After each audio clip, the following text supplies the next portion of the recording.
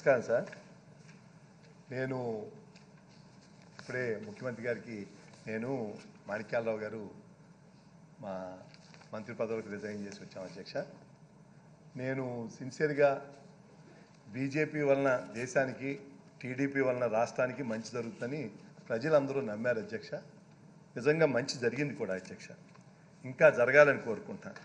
కానీ ఇప్పుడున్న పరిణామాలు ఆంధ్ర రాష్ట్రానికి కానీ తెలుగు వాళ్ళకి కానీ అంటే మంచి జరుగుతుందని అనిపించట్లేదు అధ్యక్ష. కానీ కొన్ని నిజాలు మనం ఇక్కడ మాట్లాడకపోతే మన మీద మనకే నమ్మకం పోతుంది అధ్యక్ష. అందుకని కొన్ని నిజాలు ఇవాళ ప్రజల్లో మనోభావాలు ఎలా ఉన్నా కొన్ని విషయాలు మనం మాట్లాడాలి అధ్యక్ష. ఒకటి,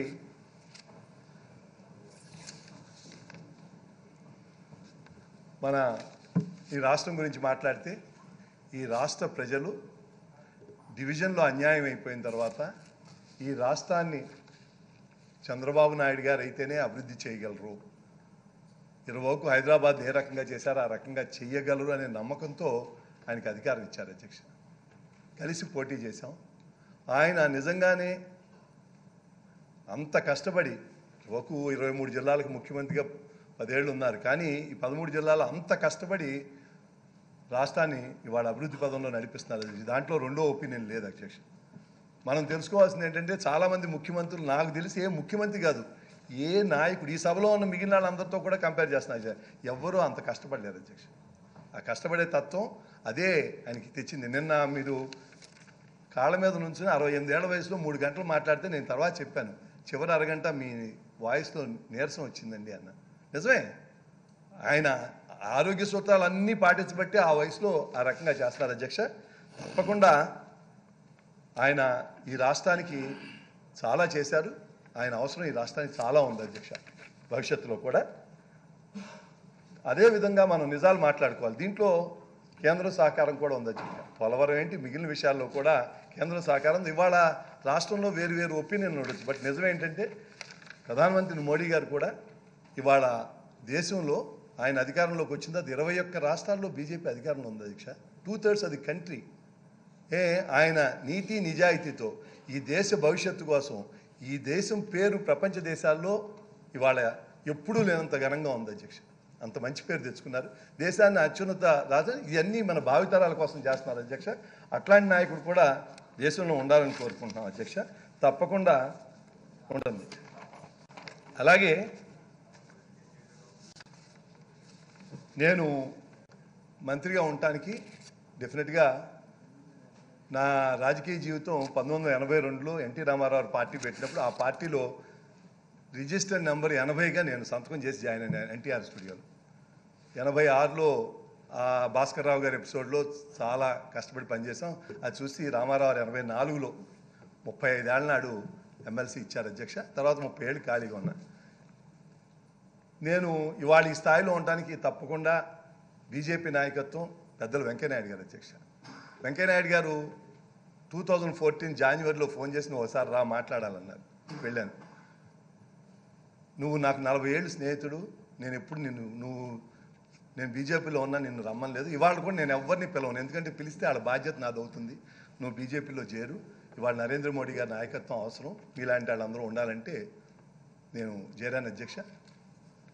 సీట్లు వచ్చింది. అక్కడ అందరూ తెలుగుదేశం, బీజేపీ అందరూ గెలిపించారు. గెలిపించినప్పుడు మేము నిజంగా నలుగురు సభ్యులు. కానీ రెండో మంత్రి వస్తానికి వెంకయ్యనాయుడు గారు ముఖ్యమంత్రి గారితో మాట్లాడి నాకు మంత్రి పదవి కూడా వస్తానికి ఆయన కారణమయ్యారు. కేంద్రంలో ఉన్న బీజేపీ నాయకత్వం, రాష్ట్ర నాయకత్వం కూడా తప్పకుండా చేసినారు. నేను మంత్రిగా కొంతవరకు సఫలీకృతమయ్యాను. దీంట్లో ముఖ్యంగా ముఖ్యమంత్రి గారు ఇచ్చిన అన్పారలల్ సపోర్ట్, ఏది అడిగినా కాదనకుండా ప్రతి నిమిషం ఏం జరుగుతున్నా డిస్కస్ చేసి నాకు ఆరోగ్యపరంగా కొన్ని తీసుకురాగలిగాం. అలాగే కేంద్రంలో ఉన్న ప్రభుత్వం అందరూ మేమేదో చేసామనుకుంటే తప్ప మంత్రులే కాదు, ప్రతి నియోజకవర్గంలో ఎమ్మెల్యేలు వాళ్ళ నియోజకవర్గం ఏ హాస్పిటల్ ఎమ్మెల్యే పట్టించుకున్నారో అక్కడ మంచి రిజల్ట్స్ వచ్చినాయి అధ్యక్ష. ఇవాళ నిజంగానే హెల్త్ పరంగా ఇంకా చేయాల్సిన చాలా ఉంది, కానీ కొంత సంతృప్తి. హాస్పిటల్ శుభ్రంగా కనపడుతున్నాయి, శానిటేషన్ ఇంప్రూవ్ చేసాం, అలాగే డయాగ్నోస్టిక్స్ అన్నీ పెట్టాం, ఓపీలు పెరిగినాయి, డెలివరీలు పెరిగినాయి. నిన్న ఒక ఆఫీసర్ వచ్చి మీరు ఆంధ్రాలో చేసినట్టు దేశంలో ఎక్కడ సెంట్రల్ గవర్నమెంట్ సెక్రటరీ వచ్చారు ముఖ్యమంత్రి గారి దగ్గరికి వచ్చి మీరు చేసేది ఇక దేశంలో ఎక్కడ చేస్తా బెస్ట్ ఆఫ్ ఇనిషియేటివ్స్ అన్నీ చేస్తారు ఇవన్నీ మాతో ఎంఓయూ అయ్యి మిగిలిన రాష్ట్రాలకు కూడా ఇవ్వాలని అడిగారు అధ్యక్ష. అట్లా ఉంది. ఇవన్నీ చేస్తాం వల్ల కొంత రిఫార్మ్స్ అవన్నీ చాలా తీసుకొచ్చారు. నాకు ఎవరైనా జీవితంలో నువ్వేమి సాధించావంటే నా జీవితంలో నేను మంచి స్నేహితులను ఎక్కువ మందిని సాధించుకోగలిగాను. మంత్రిగా కూడా ఎక్కువ మందిని దాన్ని సాధించుకున్నాను. నాకు మీతో ఉన్న పర్సనల్ ఎక్స్పీరియన్స్లు అది ఎవరికి తెలవంది, ఇండివిజువల్గా తెలిసింది. ఈ సభలో నేను చెప్పాల్సిన అవసరం ఉంది. పార్టీలు ఏదైనా అవ్వచ్చు, నేను అందరితో బాగుంటాను, అందరితో, అది పార్టీలతో సంబంధం లేకుండా నేను ఎక్కడ నా నిబద్ధత నేను మెయింటైన్ చేసుకుంటాను. నేను ముఖ్యమంత్రి గారిని ఒక 2 నెలల నాడు నేను 3.5 ఏళ్ళు మీతో పనిచేశాను, నా మీద మీ ఒపీనియన్ ఏంటో ఫ్రాంక్గా చెప్పండి సార్ అన్న. అందరూ ఉన్నారు, నాతో పాటు ఇంకా కొందరు ఉన్నారు. నీలాంటి అజాత శత్రువు నేను చూడలేదు. ఎవ్వరు 3.5 ఏళ్ళలో ఒక్కళ్ళు నీ మీద కంప్లైంట్ చేయలేదు అన్నారు. చాలు. పార్టీలు ఏదైనా అవ్వచ్చు. అలాగే మీరు నా గురించి నేను లేనప్పుడు మీరు నా గురించి ఒక వాళ్ళతో మాట్లాడతా రాజకీయాల్లో అట్లాంటి వాళ్ళు అరుదుగా ఉంటారు, అట్లాంటి వాళ్ళని ఎప్పుడు కలుపుకెళ్ళాలి, మీరు అట్లాంటి వ్యక్తులు అరుదుగా ఉంటారు. నేను లేనప్పుడు నా గురించి ఏం మాట్లాడారో నాకు తెలుసు. అది కాదు, మీరే కాదు, ఆఫీసర్లు, నాకు సిఎస్ గారు మా హెల్త్ డిపార్ట్మెంట్ వాళ్ళు ఉండగా ఇప్పుడున్న దినేష్ కుమార్ గారు ఒక మాట అన్నారు. నేను చాలామంది రాజకీయ నాయకుల్లో నిజాయితీ పనులు చూశాను, కానీ మినిస్టర్ గారు మీలాగా హార్డ్ వర్కింగ్ అండ్ అందరితోనూ గ్రౌండ్ టు ఎర్త్ నవ్వుతా సరదాగా ఆప్యాయంగా ఉండేవాళ్ళని ఎవరిని చూడలేదండి అన్నారు. మా సెక్రటరీ పూనం మాల్కొండ గారు కూడా మా వెంకయ్యనాయుడు గారి దగ్గరికి నా 24 ఏళ్ల సర్వీస్లో నేను ఎవరిని ఇట్లాంటి మంత్రిని చూడలేదని. నీకు ఎమ్మెల్యేలను ఎవరైనా ఒక్కళ్ళు మీరు ఈ తప్పు చేశారని ఏలెత్తి చూపిస్తే నేను ఇవాళ రాజకీయాల నుంచి తప్పుకుంటా. అందరితోనూ స్నేహభావంగా ఉన్నా. కొన్ని చేయగలగవచ్చు, కొన్ని చేయలేకపోవచ్చు, కానీ ఈ స్నేహంలో మాత్రం ఎవ్వరికీ లేదు. అట్లా ఇలా ఉన్నాను అధ్యక్ష. తప్పకుండా మంత్రిగా చేయటానికి నాకు ఎంత అవకాశం వచ్చినా నాకు ఒకే ఒక చిన్న బాధ ఇవాళకి. కొన్ని కారణాలతో, రాజకీయ కారణాలతో, బురదజలాలతో కొందరు నా మీద అపవాదులు వేస్తానికి కొన్ని పేపర్లు అవన్నీ ఇప్పుడు అవన్నీ చెప్పక్కర్లేదు. కొన్ని బాణాలు ఏంటి, నాకు ఒక మంత్రిగా నిజాయితీగా చేశాడనే కోరిక ఉండాలనుంటే వాళ్ళు లేనిపోయి వేశారు. అందుకనే ఈ సభ ద్వారా నేను ఎక్కడైతే అసత్యం చెప్తే సర్వనాశనం అయిపోతారో, సత్య ప్రమాణాలకు అత్యున్నత స్థాయిగా, నిజ నిర్ధారణకు అత్యున్నత స్థానంగా పరిగణించే కాణిపాకం వరసిద్ధ వినాయకుడు సాక్షిగా నా రాజకీయ జీవితంలో ఎటువంటి అవినీతికి పాల్పడలేదు, అనైతికంగా ఎవరి దగ్గర డబ్బు తీసుకొని రేపే వెళ్ళి ప్రమాణం చేయబోతున్నాను అధ్యక్ష. ఎందుకంటే రాజకీయాల్లో ఉన్నప్పుడు నేను చెప్పాలి కాబట్టి అది చెప్తున్నాను. అలాగే ఈ మంత్రిగా చేస్తాను నాకు బాధ లేదు అధ్యక్ష. ఎందుకంటే నేను ఎప్పుడో చెబుతాను, నేను టెంపరీ ఇది అనుకుంటే బాధ ఉండదు, లేకపోతే మంత్రి మనం ఏదో పర్మనెంట్ అనుకుంటూ పోయినప్పుడు బాధగా ఉంటుంది. రెండోది కూడా రాజకీయాల్లో ఎంట్రీ ఎంత ఘనంగా ఉంటుందో చాలామందికి ఎగ్జిట్ బాగోదు అధ్యక్ష.